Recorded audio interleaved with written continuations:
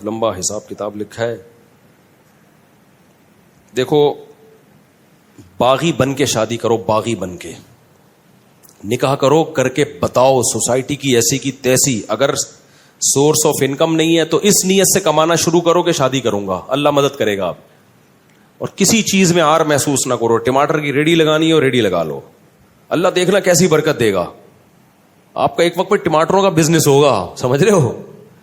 اور رکشا چلانا ہے رکشا چلاؤ, نکاح کو فوکس کرو. نکاح کرنے والوں کے ساتھ اللہ نے مدد کا وعدہ کیا. میں نے سرسری طور پہ خط پڑھ لیا, لیکن میں یہ پڑھنے کے قابل نہیں ہے جو انہوں نے حالات لکھے ہیں نا, سنانے کے قابل نہیں ہے لوگوں کو. تو اس لیے آپ نکاح کو فوکس کرو, اللہ کی مدد انشاءاللہ آپ کے ساتھ ہوگی. ماں باپ سے پوچھ کے جو شادی کرتا ہے بہت بڑا بے وقوف ہے, اس کو بے وقوفی کا ایوارڈ ملنا چاہیے. میں آپ کے سامنے ماں باپ کے کتنے حقوق بیان کرتا ہوں کہ نہیں کرتا. مجھے نہیں یاد پڑتا کبھی مجھے والدین کا تذکرہ اور میں نے اپنے رونے کو ضبط نہ کیا ہو. یہ رشتہ ایسا ہے نا ماں باپ کا, انسان نہیں آنکھوں پہ ضبط کر سکتا. شادی میں نے اپنے ابا اماں کو بھی لفٹ نہیں کرائی, سمجھ رہے ہو. جب ہم نے شادی کی ہماری اماں تھوڑی خوش تھی دوسری شادی پہ کہ بیٹا ماشاءاللہ ماشاءاللہ. کون خوش ہوتا ہے, رشتہ ہی نہیں مل رہا تھا. جہاں جاتے لڑکی والے کہتے اماں کو تو لے کر آؤ, ہم کہتے اماں ہی تو سب سے بڑی رکاوٹ ہے. تو ہم نے اپنی اماں کے ٹوٹی پھوٹی کوشش کی قدموں میں جنت تلاش کریں. میں نہیں کہہ رہا ہم نے بہت کوئی خدمت کی ہے, تو ٹوٹی پھوٹی کوشش کی کہ ہم اماں ہم سے راضی ہی جائیں. الحمدللہ راضی ہی گئی ہیں دنیا سے, لیکن بھائی اللہ پہلے ہے. تو اللہ میاں نے کہا ہے کہ جو ہے نا یہ ماں باپ تمہیں آخرت میں عذاب سے نہیں بچا. نکاح ہم اللہ کا حکم سمجھ کے کرتے ہیں, امی کے کہنے پہ بولو نہیں کرتے, کلچر کے کہنے پہ تھوڑی کرتے ہیں. تو شادی ایسی کی تیسے میں نے کر لی. اماں بہت غصے ہوتی تھی, میں اماں کے پاؤں پکڑنے جاتا تھا, وہ رشتہ ہی نہیں دے رہا تھا نا کوئی. مسئلہ یہ تھا کریں کیسے, خالی نظریے لے کے گھوم رہا تھا میں. ٹھیک ہے, لوگ سن کے کان پک گئے تھے, یار مفتی صاحب دوسری شادی ہر وقت تو کر لو نا. ابے میں نے کہا وہ رشتہ ہی نہیں دے رہا تو کہاں سے کریں. کیوں نہیں دے رہا بھائی, کہیں طلاق یافتہ بیوہ کہیں بات چلاؤ, بولتے اپنی اماں کو تو بھیجو. اماں جانے کے لیے ایگری نہیں ہے, اب بیوی کو تھوڑی لے کے جائیں گے دوسری شادی کے لیے, وہ تو ویسے ہی ایگری نہیں ہوتی. لے کے کس کو جائیں, کوئی جا ہی نہیں رہا. تو بہرحال پھر میرے بڑے بھائی کو ہم نے غیرت ویرت دلائی تھوڑی سی. بڑے بھائی کو نا, ان کو اس وقت تو تھوڑی سی غیرت آئی. جب شادی کے بعد مسائل آئے ہیں نا, تو وہی انہوں نے بھی میرے اوپر نزلہ گرایا, یار اس نے مروایا, مجھے بھی اس نے مروا دیا. ان کو نہیں پتا تھا اتنا سخت ریئیکشن ہوگا کہ میں بھی پھنسوں گا اس میں. تو اور میرے دو بھائی آخر میں ایگری ہو گئے تھے, چلو ٹھیک ہے کر لے یار. ایک بھائی نے بات کی جو میری اہلی ہے نا, ان کے والدین سے, ہاں چلے ٹھیک ہے اب کرے گا. تو یہ ان کو یہ ڈر تھا کہ یار اگر میں انوالو نہیں ہوں تو پتہ نہیں کہاں کر لے جا کے, یہ کوئی آڑا ترشا, کوئی خاندان میں کوئی ایسی چیز نہ ہو. وہ راضی نہیں تھے وہ بھی, لیکن وہ اس لیے ہو گئے کہ یار یہ ڈھیٹ آدمی ہے, یہ کر کے چھوڑے گا. تو اب اگر ہم انوالو نہیں ہوئے تو پتہ نہیں کوئی اٹھا کے آڑے ترشا ہمارے خاندان میں بدنما کوئی دھبا نہ لگ جائے, کوئی منہ دکھانے کے قابل نہ رہے خاندان میں. تو ابھی کم از کم کسی اچھی جگہ پیغام بھیجا ہوا ہے اس نے خاندانی لوگوں میں. تو اس لیے وہ نہ چاہتے ہوئے آ گئے, لیکن عین وقت پہ وہ بھی مکر گئے, عین وقت پہ. اور پھر کیا ہوا, جو چھوٹے بھائی کو میں نے کہا تو آجا نکاح میں, کوئی تو ہو جس کو میں شادی میں بٹھاؤں. تو اس نے کہا میں آ رہا ہوں. عین وقت پہ وہ کمبخت بھی نہیں آیا. میرا بھائی ہے, میں تو کہہ سکتا ہوں نا, چھوٹا ہے, کمبخت ہے نہیں, بڑا نیک آدمی ہے, لیکن میرا تو حق بنتا ہے نا. عین وقت پہ وہ بھی مکر گیا, نکاح نامہ لے کے گھوم رہا. لڑکی والے کہہ رہے ہیں کسی کو تو لے کر آؤ بھائی, ہم لوگ خاندانی لوگ ہیں, ایسے تھوڑی ہوتا ہے. الحمدللہ بڑے میرے سسرال بہت اچھے لوگ ہیں وہ, بھائی کسی کو تو لے کر آؤ بیٹا, ہم نے ایسے کبھی نہیں, ایسے وہ رخصتی ایسے نہیں ہوتی. تو میں کیا کس کو لے کر آؤں. 2-4 دوست میں نے ادھار پکڑے, کہیں سے ادھار پکڑے. ہر شخص ڈر رہا تھا کہ یار ہم بھی پٹیں گے بیٹا تیرے ساتھ. رشتے دار سارے کہ یار ہم پہ بھی بلی آئے گی. سب سے پہلے سوال ہوگا شادی میں گیا کون کون تھا, سب بھاگ گئے. تو 2-4 پھر رہ گئے تھے, ان کو اتنی بد دعائیں ملی ہیں نا بعد میں, اتنی. ان کے جب بھی اب تک کوئی مسئلہ ان کے ساتھ ہوتا ہے نا, کہتے ہیں دیکھا جو کرو گے وہ بھرو گے. اب تک ان کو تانے دیے جاتے. تو اس موقع پر پھر ہماری اماں راضی نہیں تھی. ہم نے کہا کوئی بات نہیں یار, اماں کی ویلیو ہے ہمارے دل میں, لیکن اللہ پہلے ہے بھائی. ہم نے کر لی. 15 دن کے بعد اماں کو پتہ چلا. میں جب اپنے گھر آیا تو مجھے گھر میں گھر کی مستورات کے رونے دھونے کی ایسے آوازیں آ رہی تھی جیسے گھر میں کسی کا جنازہ ہو گیا ہو. میری والدہ بھی رو رہی ہیں, سب بہنیں بھی رو رہی ہیں, ہائے یہ اب شادی ہوئی ہے یار. چلو بیوی روئے سمجھ میں آتا ہے, اس پہ سوکن آئی ہے نا, سارے ہی رو رہے ہیں. پڑوسنوں کو پتہ چلا, ہائے ہائے ہائے ہائے ہائے اس مولوی نے ہائے ہائے کیا کر دیا. پڑوسی برے بن گئے میرے لیے سب, جس کو ابھی تو ماحول بن گیا ہے, ابھی تو ماحول بن گیا ہے, جب میں نے کیا تھا ماحول نہیں بنا ہوا تھا. لوگ اچھمبے کی نظر, بھائی یہ کیا ہو گیا. پھر وہی میں مشہور قصہ ہے, میرے پر اتنا دباؤ آیا نا, اتنا دباؤ, میں گریبان کھول کے ایسے گھوم رہا تھا جیسے موسٹ وانٹیڈ. اور میرے سسر بڑے پاورفل تھے, کمزور نہیں تھے, ابھی ان کے زیادہ ڈیٹیل میں نہیں جاتا میں. اور جو ہے بہت کچھ تھا, بھی کیا بتاؤں یار, اچھا نہیں ہے نا, پھر وہ لوگ بھی بولیں گے وہ تو کیا کر رہا ہے. تو یہاں تک ہوا کہ پھر میں استاذ محترم حضرت مفتی ابو لبابہ صاحب کے پاس گیا. اتنا ٹینشن میں تھا میں نے کہا, انہوں نے کہا کیوں آئے ہو, پہلے کبھی اس سلسلے میں حاضر ہوئے نہیں کسی غم میں. تو میں نے کہا دوسری شادی میں نے کی ہے, بہت ٹینشن ہے یار, بہت دباؤ ہے میرے اوپر, میں کیا کروں. انہوں نے لفٹ ہی نہیں کرائی مجھے. وہ گئے دوسرے کمرے میں, کسی شاگرد سے بولا, میرے کلاس فیلو سے, بولو اس کو جا کے بولو ہم بے وقوف ہیں,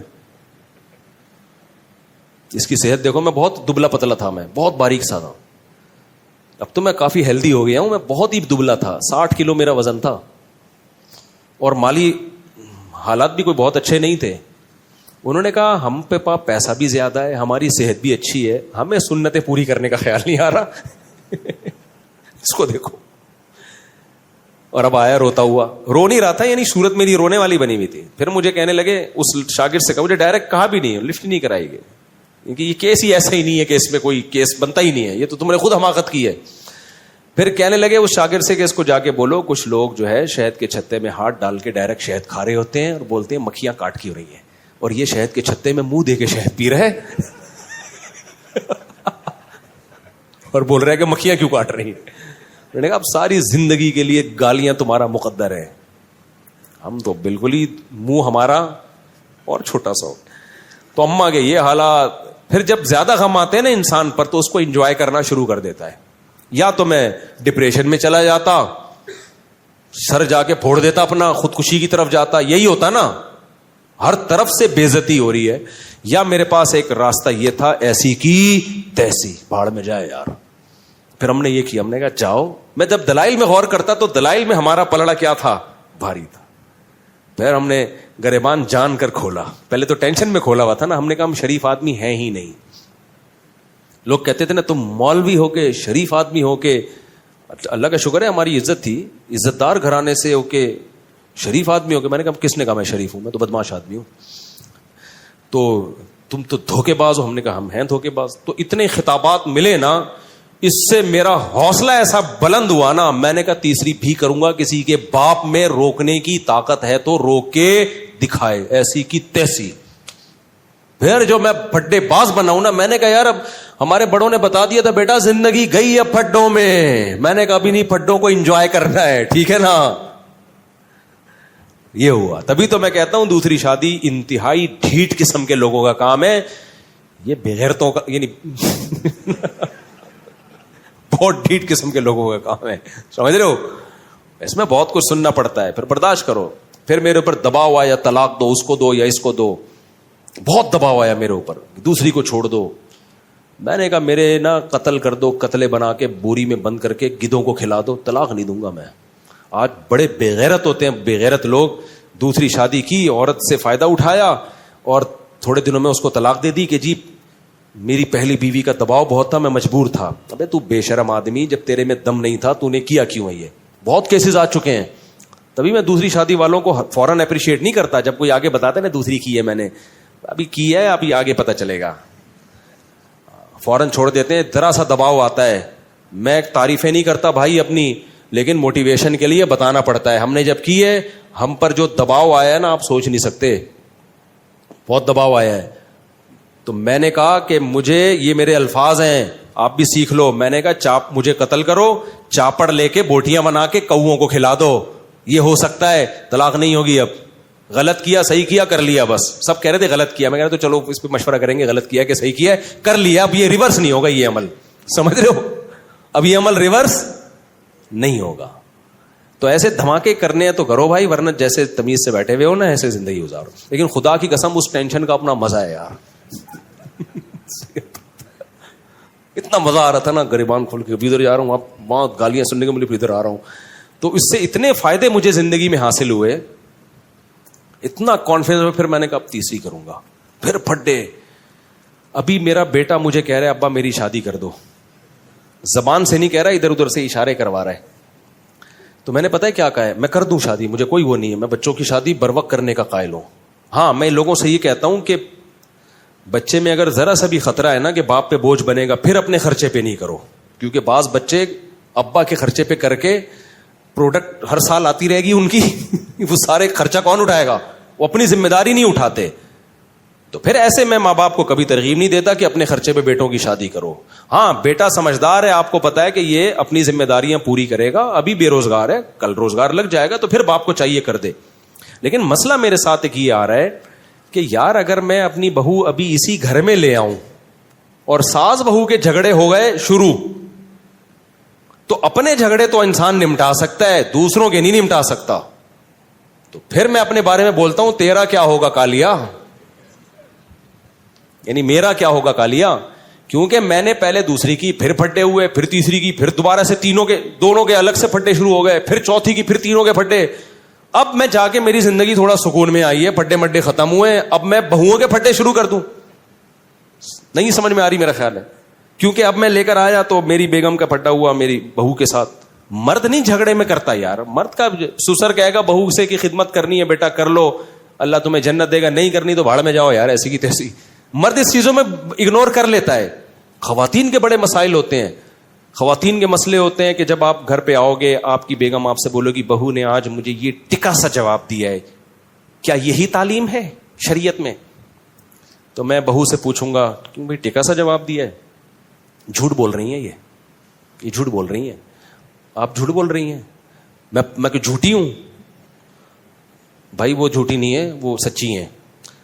پھر آپ اس سے پوچھو گے کہ خدا کی قسم پاگل ہو جاؤ گے نا, الٹے لٹک کے مر جاؤ گے, یہ فیصلہ کرنا کہ ان میں صحیح کون ہے غلط کون ہے, برباد ہو جائے گی تمہاری زندگی. سارے جمعے اتوار کے بیانات ختم, مسائل کے سیشن ختم, میں ساس بہو کے جھگڑے ہی بیٹھ کے نمٹاتا رہوں گا. میرا نظریہ یہ بھائی بہو لاؤ, بچوں کی شادی ٹائم پہ کرو, بولو بھائی آئے گی نہیں اس گھر میں, سمجھ رہے ہو, ٹینشن مت پالو اپنے لیے, آئے گی دوسرے گھر میں. اپنے بیٹوں سے جا کے ادھر ہی جا کے مل لیا کرو, بہو سے بھی عزت دے دے گی, ٹھیک ہے بیزتی کا خطرہ ہوا تو بیزتی سے پہلے نکل آؤ. کیا خیال ہے؟ آج کل کی بہویں مارکیٹ میں کہاں سدھری بھی آ رہی ہے یار. میں جانتا ہوں جوائنٹ فیملیوں میں عزت دار لوگ بڑے تمیز سے رہ رہے ہیں, ہمارے اپنے ریلیٹیو ہیں, ساری بہویں اکٹھی بڑی لائف کو انجوائے کر رہے ہیں وہ لوگ, لیکن ہر جگہ ایسے نہیں ہوتا. اب ہم جب لائیں گے ہمیں کیا پتا ہے اگلا نکلے گا کیا, اچھے نکل آئے تو بہت اچھی بات ہے, نہیں تو بھائی ہماری تو زندگی برباد ہو جائے گی یار. تو میں جوائنٹ فیملی کا اس زمانے میں قائل نہیں ہوں. الگ الگ صاحب, بچوں سے بھی میں نے بولا, ابھی ایک بچہ نے اشارے بھیجے نا, میں نے کہا بیٹا گھر ارینج کر لے, شادی میرے خرچے پہ ہوگی تیری, یہاں نہیں آئے گی. اب آپ کہہ سکتے ہو مجھ سے آپ گھر بھی بچے کے لیے آپ ارینج کر لیں, اور میرے ماشاءاللہ 8 بیٹے ہیں, تو اگر میں 13 گھر میں چلاؤں گا تو IMF سے مجھے قرضہ دلا دو بھائی. اور بیٹے میں ایک بھی نالائق نکل آیا نا جس کو عادت ہو گئی ابا کا مال کھانے کی, وہ تو میرے بچے پیدا کرنے والے بیانات روزانہ سنے گا بیٹھ کے, خوب اسپیڈ سے بچے نکالے گا اور میری گودوں میں لا کے ڈالتا رہے گا. سمجھ رہے ہو؟ پھر بھی مجھے قبول ہے یار, ہمارا ظرف بہت بڑا ہے الحمدللہ, لیکن بگڑ جائے گا. ایسا ہوتا ہے نا کہ ابا جب تک میں کما نہیں رہا تو فی الحال میرے بچے بھی آپ پالیں, میری بیگم کو بھی آپ پالیں, کوئی بات نہیں, بہو بھی بیٹیوں کی طرح ہوتی ہے, پال لیں گے یار, جہاں اللہ نے اتنا کھلایا ہے اور کھلا دے گا. لیکن مسئلہ بگڑنے کا خطرہ ہوتا ہے کہ جب فری پھوکٹ کی لڑکوں کو عادت پڑتی ہے نا, ایک دفعہ بگڑ گئے تو قیامت تک نہیں اٹھتے. تو لڑکوں پہ تو ذمہ داریاں ڈالو. ایک واقعہ سنا کے اس ٹاپک کو ختم کرتا ہوں. ہمارا ایک جاننے والا ٹھیکیدار ہے, بہت پیسہ ہے اس کے پاس. میں نے کہا یار تمہیں اللہ نے اتنا نوازا ہے, اتنا تم کما رہے ہو. کہتا ہے یہ سب میرے باپ کی مہربانی ہے. میں نے کہا شاید اس کے باپ نے بہت پیسہ دیا. کہہ رہے نہیں, میرے باپ نے میرے سامنے سے روٹی چھین لی تھی. کہہ رہا میں ہڈ حرام تھا ونس اپون اے ٹائم, باپ کے ٹکڑوں میں پلتا تھا, گھر آ کے کھاتا رہتا تھا, اور جا کے لڑکوں میں بیٹھ کے سٹے. کہہ رہا میرا باپ سمجھاتا رہتا تھا بیٹا کچھ کر, بیٹا میں کرتا نہیں تھا. ایک دن باپ نے میرے سامنے سے کھانا ہٹا لیا, بولا آج کے بعد تو اپنے خرچے پہ کھائے گا. کہہ رہا اس وقت تو مجھے بڑی بے عزتی, لیکن باپ نے میری خیر خواہی میں کیا, سمجھ رہے ہو, مجھے اپنے پاؤں پہ کھڑا کرنے کے لیے. کہتے ہیں نا مجھے چلنا سکھانے کو سہارا چھین لیتا ہے. بچوں سے بعض دفعہ سہارا چھینا جاتا ہے تاکہ اپنے پاؤں پہ چلنا سیکھیں. بچہ سمجھتا ہے میرا باپ ظالم ہے, مجھ سے بیساکھی چھین رہا ہے. بھائی ڈاکٹر یا باپ بیساکھی آپ سے اس لیے نہیں چھین رہا کہ آپ کو وہ گرانا چاہتا ہے, وہ آپ کو اپنے پاؤں پہ کھڑا کرنا چاہتا ہے. بعض دفعہ اللہ کی طرف سے ایسے حالات آتے ہیں کسی نوجوان پہ کہ وہ اسٹیبل ہو جاتا ہے, وہ اپنے پاؤں پہ کھڑا ہو جاتا ہے. تو شاعر نے اسی کو کہا مجھے چلنا سکھانے کو سہارا چھین لیتا ہے. اللہ بعض دفعہ سہارا چھینتے تاکہ تم خود چلنا سیکھو. کہہ رہے ہیں میرے باپ نے میرے سامنے سے کھانے کی پلیٹ ہٹا لی اور کہا اب تو اپنے خرچے پہ کھائے گا. کہہ رہا اس وقت تو مجھے بڑی بے عزتی محسوس ہوئی, لیکن جب ہوش آیا تو میں سمجھ گیا. اس کے بعد میں نے کمانا شروع کیا, محنت کی, اور آج کروڑوں میں کھیل رہا ہے وہ آدمی. تو ڈر یہ بعض دفعہ ہوتا ہے کہ آپ اپنے بچوں کی اپنے خرچے پہ کرانا شروع کر دو, پتہ چلا وہ کیا بن گئے, اپاہج. تو کراؤ ضرور. لوگ مجھے کہتے ہیں مفتی صاحب کبھی آپ بیان کرتے ہو اپنے خرچے پہ بیٹوں کی شادی کرا دیا کرو, کبھی آپ کا بیان آ رہا ہے نہیں کرایا کرو. بھائی یہ بچوں کی نوعیت پر ہے. جس بچے کے بارے میں آپ کو یہ خطرہ ہو کہ یہ اپاہج ہے, کر کچھ نہیں رہا ہے, یہ نالائق آدمی ہے, اس کی کبھی بھی مت کراؤ. کیونکہ اگر اس کی تم نے شادی کرا دی وہ اسپیڈ سے بچے نکالے گا دبا کے, اور تمہاری گود میں لا کے ڈالتا رہے گا, خرچہ ایک بھی نہیں اٹھائے گا, اور پھر اور پوستی ہو جائے گا وہ. لیکن اگر بچہ سمجھدار ہے, آپ سمجھتے ہو کہ جو کام اس کے ذمہ لگایا جاتا ہے وہ کر رہا ہے, پڑھائی کو فوکس کیا ہوا ہے اور محنت کر رہا ہے, اس کی اپنے خرچے پہ کرایا کرو. اس سے تمہارے رزق میں بھی اللہ تعالیٰ برکت دے گا, تمہیں بھی اولاد ملے گی, پوتے نواسے ملیں گے, بچہ برائیوں سے بچے گا. لیکن کرانا اس گھر میں نہیں ہے. بیٹا بڑا ہو, چل بھائی دوسرے گھر میں بہو آئے گی, اپنے لیے ٹینشنیں مت پالو. بہت خطرناک لڑائیاں ہوتی ہیں عورتوں کی, اور ان لڑائیوں میں انسان کی ایسی کی تیسی ہو جاتی. اپنی لڑائیوں انسان کو پتا چل جاتا ہے کہ میں نے کیا کرنا ہے. اپنی لڑائی میں یہی کہ شکست مان کے قبول کر لینا ہے, وہ دب جائے گی.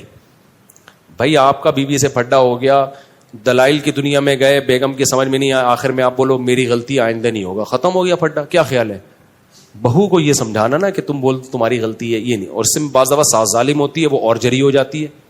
تو اپنی غلطی میں تو یہی ہے کہ آپ سوری کر لو گے یا جھک جاؤ گے, بولو گے ٹھیک ہے جی, مٹی پاؤ گے. تو لیکن خواتین کے میں ایسا نہیں ہوتا. وہ کہتی ہیں جس کی غلطی ہے اس کو سزا ملنی چاہیے, اور کون غلطی مانتا ہے اس زمانے میں. وہ ایک آدمی کی شادی ہوئی, 100 سال ہو گئے, بڑا ہینڈسم اسمارٹ نکلا نا وہ. لوگوں نے پوچھا یار تم 100 سال میں بھی اتنے ہینڈسم, اور تمہاری بھابھی بھی, ہماری بھابھی بھی ماشاءاللہ بڑی ہینڈسم ہے, یہ ہوا کیا ہے؟ کہتے دیکھو میری جب شادی ہوئی تھی تو میرا بیوی سے ایگریمنٹ ہوا کہ جب بھی غلطی ہوگی نا تو جس کی غلطی ہوگی وہ سوری کرے گا, اور سوری بھی کرے گا, اور 500 قدم بھی, 500 نہیں یعنی 10 کلومیٹر بھی پیدل چلے گا وہ. تو کہہ رہے جب بھی ہماری لڑائی ہوتی ہے سوری بھی میں ہی کرتا ہوں, 15 کلومیٹر پیدل بھی میں ہی چلتا ہوں. اس چکر میں واکنگ کر کر کے میں دبلا رہا ہوں, اور میں 100 سال کا ہو گیا. تو اس نے کہا چلو جب بھی غلطی ہوتی ہے تو ہی مانتا ہے, اور 15 کلومیٹر بھی تو ہی چلتا ہے, تو بھابھی کیوں اتنی اسمارٹ ہیں؟ کہہ رہے وہ یہ دیکھنے کے لیے میرے پیچھے پیچھے چلتی ہیں کہ چل بھی رہا ہے کہ نہیں چل رہا ہے. وہ یہ دیکھنے کے لیے کہ چل بھی رہا ہے کہ نہیں چل رہا ہے.